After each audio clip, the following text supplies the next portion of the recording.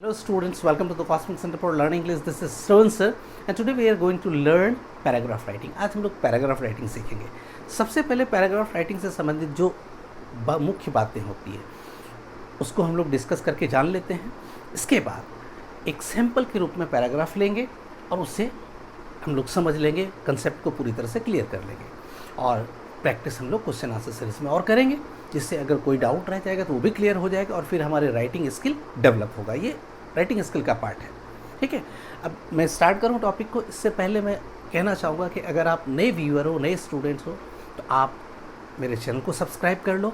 और चैनल को सब्सक्राइब करने से ये फ़ायदा होगा कि अब तक जितने भी वीडियो अपलोड हो चुके हैं, चाहे बेसिक्स के हैं, एडिशनल भी है, ठीक है, लगभग पूरा हो चुका है, उसको आप देख सकते हो. अगर आप सेकेंडरी और हायर सेकेंडरी के स्टूडेंट्स हो तो आप reading section, writing section, grammar और लिटरेचर के बहुत सारे वीडियो अपलोड हो चुके हैं, वो आप देख सकते हो. और एग्जामिनेशन, आपकी जो बोर्ड एग्जामिनेशन आएंगे, इससे पहले तक लगभग सिलेबस का पूरा वीडियो अपलोड हो चुकेगा. और एक एडिशनल आपको बेनिफिट ये होगा कि अगर आप सब्सक्राइब कर लेते हो तो नेक्स्ट वीक मीन्स 1 अक्टूबर से स्पोकन सीरीज स्टार्ट होने वाला है, जो बहुत ही इंटरेस्टिंग होगा. उसका भी आप लाभ ले पाओगे. ठीक है, चलिए आते हैं हम लोग टॉपिक पर.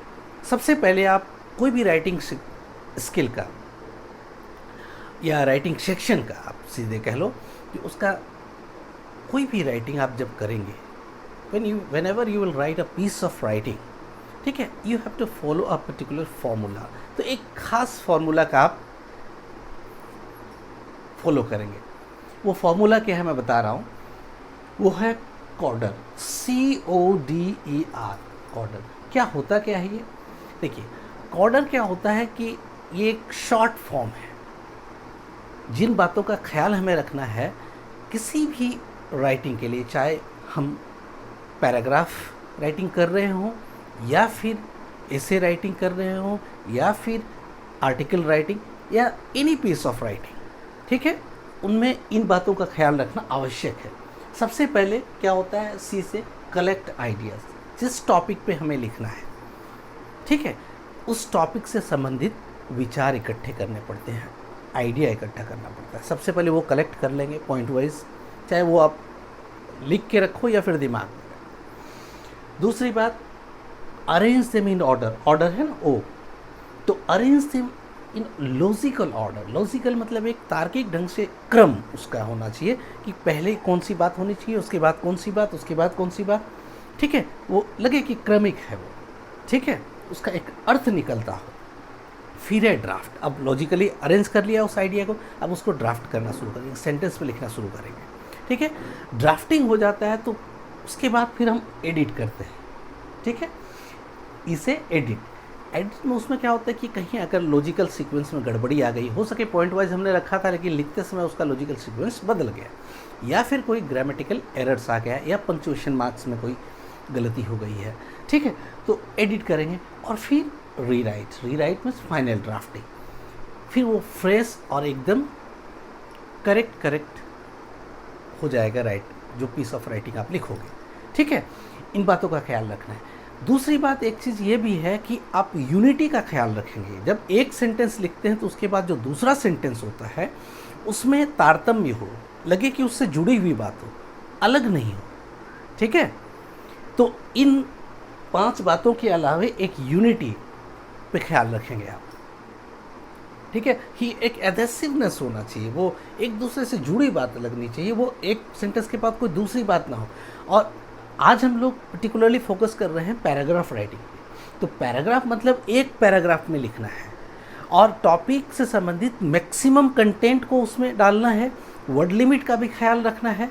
ठीक है, अगर 100 वर्ड्स में लिखना है तो 100 वर्ड्स में हम कितनी बातें डाल सकते हैं, और बातें जो डालेंगे हम वो लॉजिकली अरेंज्ड हो, सेंटेंस एक दूसरे से जुड़ी हुई लगे, और फिर ऐसा ना लगे कि उसमें कुछ है ही नहीं.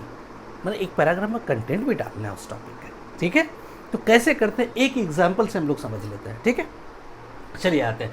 तो मैंने जो बहुत कॉमन टॉपिक लिया है वो है the season you like most. ठीक है, ये आपके लिए इम्पॉर्टेंट भी है, एग्जाम्स में भी आपका आता है और समझने में भी आसान होगा. ठीक है, यहाँ पे the season you like most में मैंने स्प्रिंग सीजन को लिया है।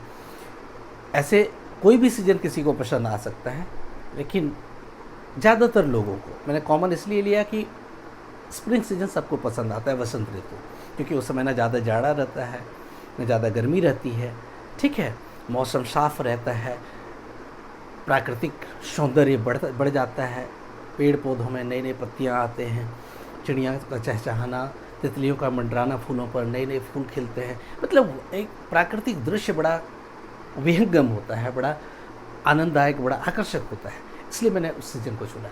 चलिए आते हैं हम लोग इस पैराग्राफ। There are 4।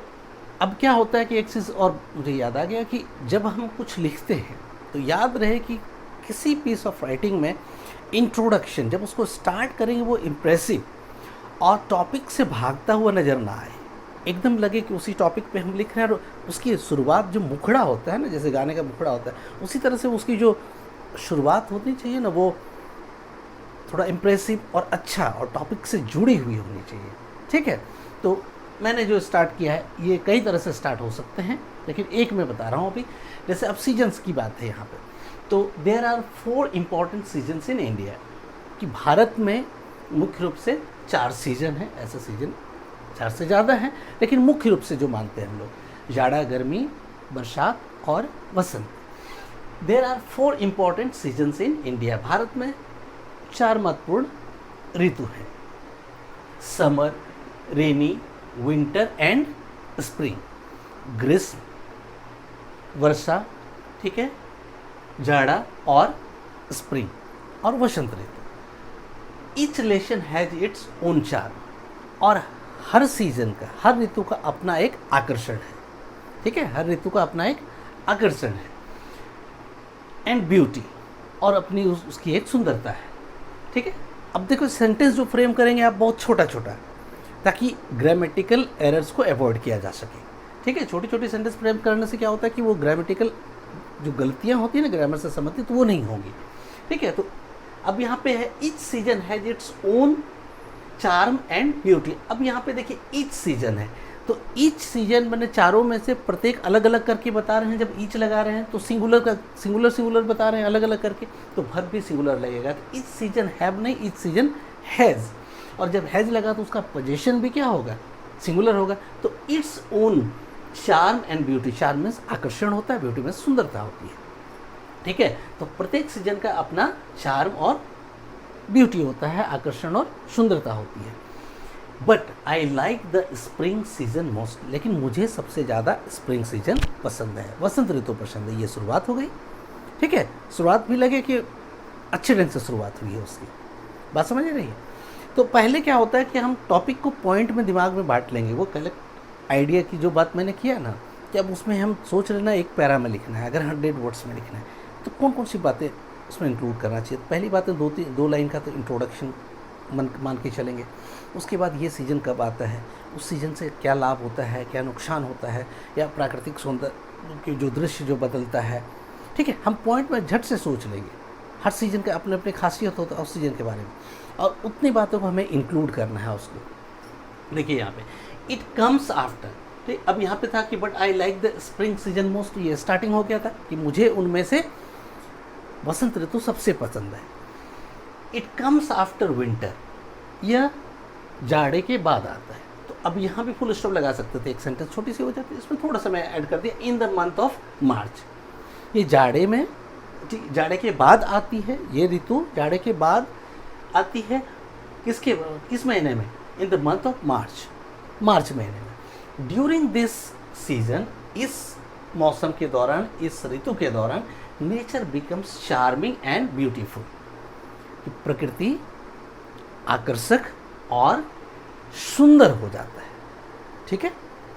अगला sentence, new leaves come out on plants and trees, पेड़ पौधे पर नए नए पत्तियां आ जाते हैं, ठीक है, लग जाते हैं।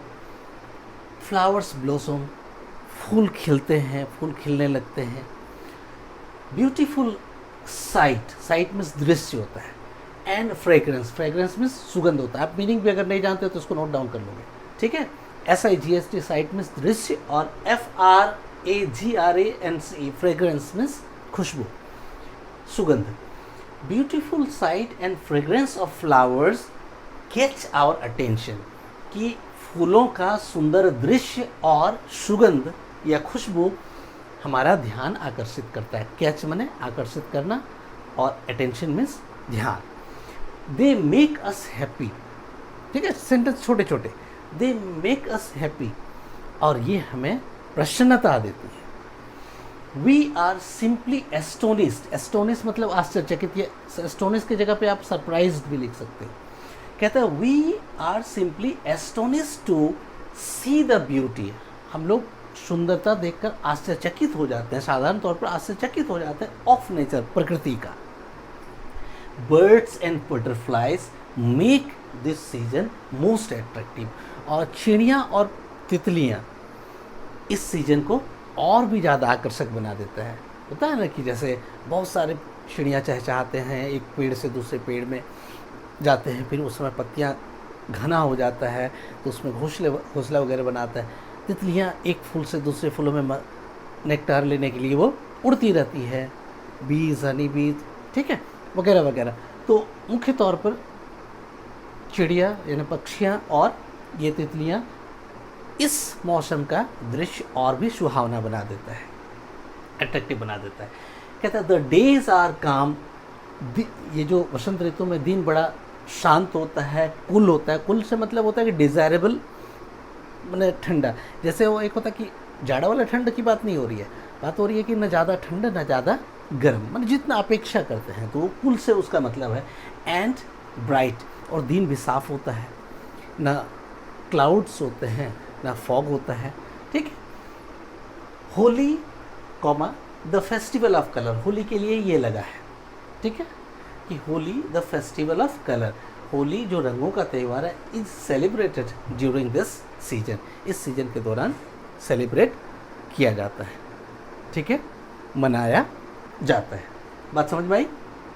तो इस तरह से हम एक टॉपिक को लिए, उसको आइडिया उससे संबंधित हमने कलेक्ट किया कि कितनी बातें लिखना है, फिर उसको हम लिखना जब शुरू करेंगे तो छोटे छोटे, क्योंकि एग्ज़ाम में डायरेक्ट लिखना है, ये प्रोसेस करने का, ये प्रैक्टिस के समय ये प्रोसेस आप करोगे, वहाँ डायरेक्ट आपको एक साथ मन में ही सारा कुछ करना है, ठीक है, दिमाग में ही सब कुछ करना है, ठीक है। तो पहले से इतना प्रैक्टिस आप कर लो कि उस समय फिर इसकी ज़रूरत नहीं पड़ेगी, आप एक साथ कर सकते हो और ईजिली होता है वो, ठीक है। कब होने लगेगा ये भी पता नहीं चलेगा, लेकिन उससे पहले आप प्रैक्टिस तो करो।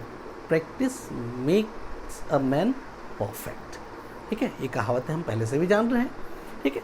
चलिए, तो हम लोग पैराग्राफ राइटिंग आज सीखे, और इसमें किन बातों का ख्याल रखना है वो भी सीख लिया, ठीक है। तो आप इसका ख्याल रखो। इसके बाद भी अगर आपको प्रॉब्लम है तो मेरा व्हाट्सएप नंबर है, कॉन्टैक्ट नंबर मैं यहाँ भी दे दिया हूँ, 9431381965, ठीक है। इस पर आप कॉन्टैक्ट कर सकते हो, व्हाट्सएप मैसेज भी भेज सकते हो, मैं उसका क्लैरिफिकेशन आपको भेज दूंगा, या अगर फ़ोन करते हो तो मैं बता दूंगा, ठीक है। चलिए, मिलते हैं अगले वीडियो में, गुड बाय।